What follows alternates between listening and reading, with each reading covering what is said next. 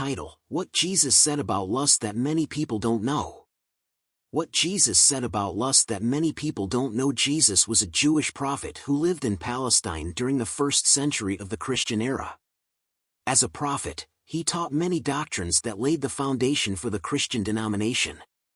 What he taught about lust is a topic of great interest today. Jesus strongly condemned lust, defined as the intent for sensual gratification. He taught that the sin of lust destroys our relationship with God and ruins our personal lives.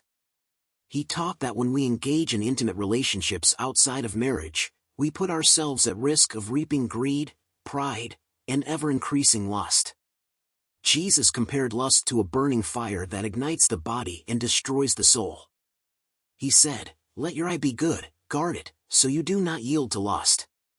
This means that to avoid this type of temptation, we must take care of ourselves, for if we let ourselves be led by lust, it will eventually destroy us like a consuming fire.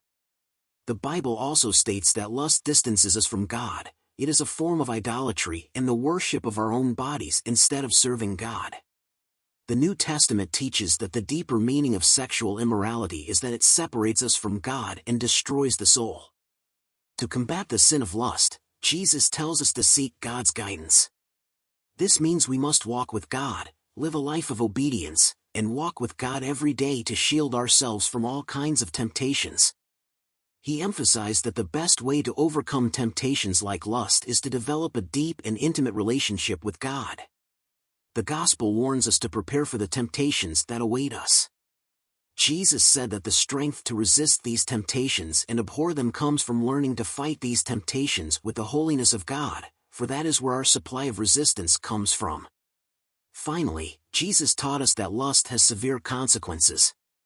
He taught that the consequences of lust are extremely concerning, such as marital infidelity, depression, venereal diseases, unwanted pregnancies, and its impact can be devastating.